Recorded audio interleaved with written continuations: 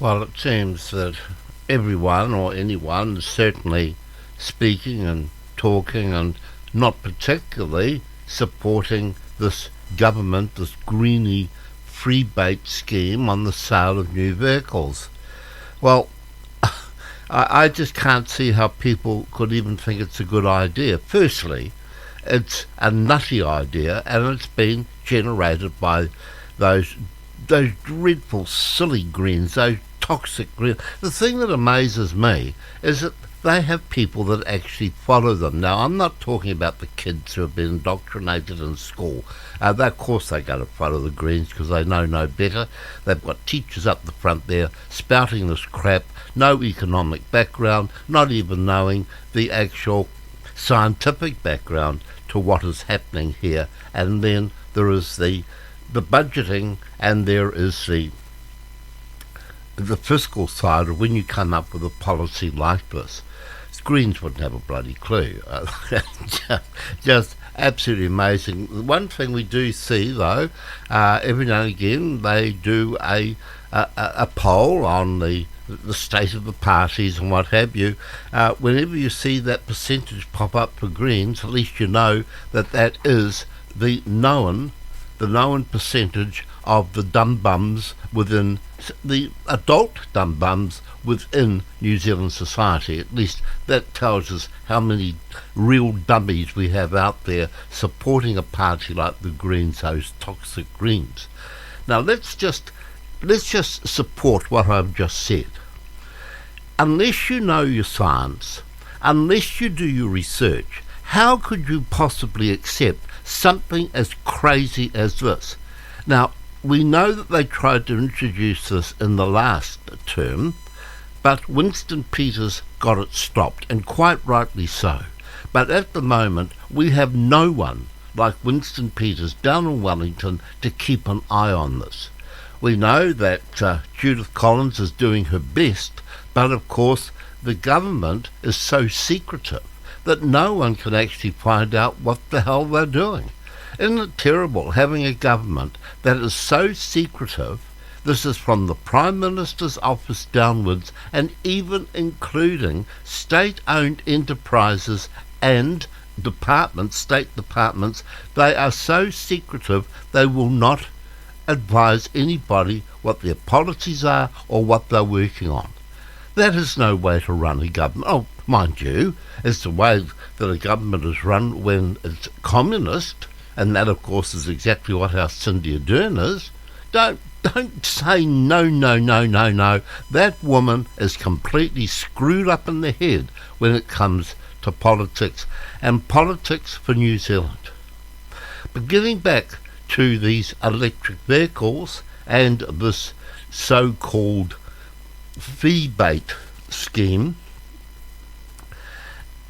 so often in the climate change argument, the amount of CO2 or the amount of emissions or whatever it is, it does not give the whole picture. Now, we have some electric car manufacturers, Telstra is one of the main ones, is that they say they are absolutely zero pollutant. But that's not telling the full story. How much gas emissions were made producing the car? It's huge when it comes to an electric vehicle. The huge amount of emissions, greenhouse emissions, just in making the batteries are huge. But that is part of what that car has already created in emissions. This is mostly, anything to do with the Greens, of course, is mostly bullshit and lies, and really, what you've really got to say is that an EV vehicle, electric vehicle, is only as green as the colour it's painted. It sounds only the emissions from running the car. But what about the emissions in making it, in particular the battery? Now, people we know have recently returned from Africa, where he saw a continual procession of fuel tankers making the journey from the coast to supply mines in the Congo so that cobalt and lithium can be exported to allow people in the rich countries to buy electric cars to save the world. If you take into account the emissions from the many thousands of kilometres that those tankers travel, and everything else involved in their manufacture and disposal when judging the CO2 output of electric and hybrid cars, would they still be as green as they have been painted? I don't know the answer to that question, and it raises another. How can we know what is green and what is straight out greenwash if only emissions from running vehicles are quantified and not those from their manufacture to their eventual end? And this is the problem with the greenies. They will not take in both sides of the ledger. Oh, it's electric. Oh, that's good for the environment. But they haven't got a clue. I don't think they've got the imagination to work out what does it take to make that electric vehicle. It took a lot more greenhouse gases to produce an electric vehicle than an ordinary standard petrol car. It really did. And these figures have been coming available for the last, 2 years. And yet the greenies will not read those figures, they will not accept these figures, or they're just not interested in learning the truth. Has anyone explained what happens when these batteries finally die and they must be disposed of? These greenies are against nuclear power. Oh, yes they are. But they're not at the moment against these batteries, and big batteries. What you're going to do with them when they finally die? You're going to end up with more pollutant from old batteries. You can't recycle old batteries. What are you going to do with them? Where are you going to put them? In a very short time, you're going to have a battery pile alongside the tyre pile, and no one will quite know what to do with them. So what are they doing? They're doubling the amount of unusable waste, which of course are these batteries, and these batteries are now going to have to be put somewhere. So they'll probably just sit next door to all the tyres. So end up with two piles of non-usable waste.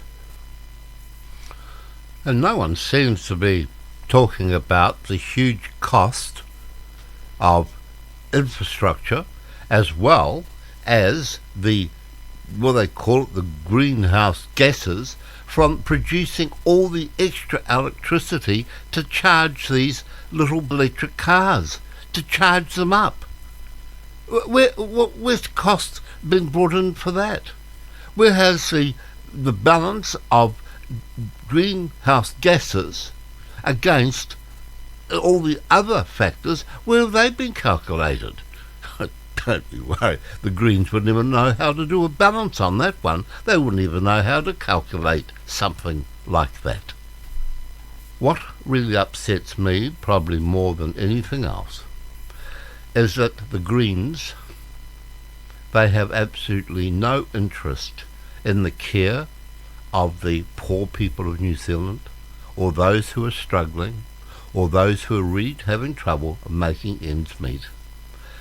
And there's lots of them. We have a huge proportion of our population who are certainly very close to the breadline. Although they may not appear that they are, they might live in quite a nice home, and they might have a 10-year-old motor car, and the children might be able to go and play all their sports. But that family are still struggling.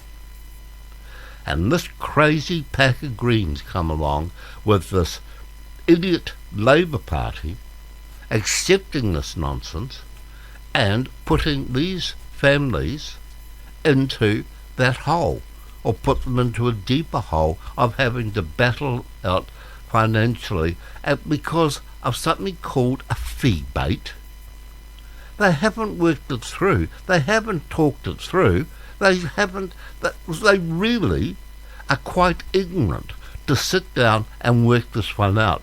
The economists and the accountants and everyone else who knows how to work an adding machine know that this is just an absolute nonsense, and the only people who are going to benefit from this really are the already comfortable people who want to go out and buy an electric vehicle. They're the only people that are going to benefit from this.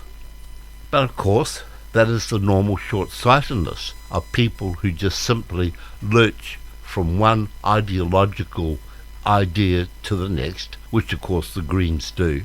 And I think it's getting to a point now that anyone who supports the Greens, the Green Party, that they are now a bit of a joke, aren't they? I just laugh at them. I can't be bothered even talking to them. And then, of course, you have this Cindy Ardern government who tries to be so green. Of course, Cindy, of course, is as green as a cabbage.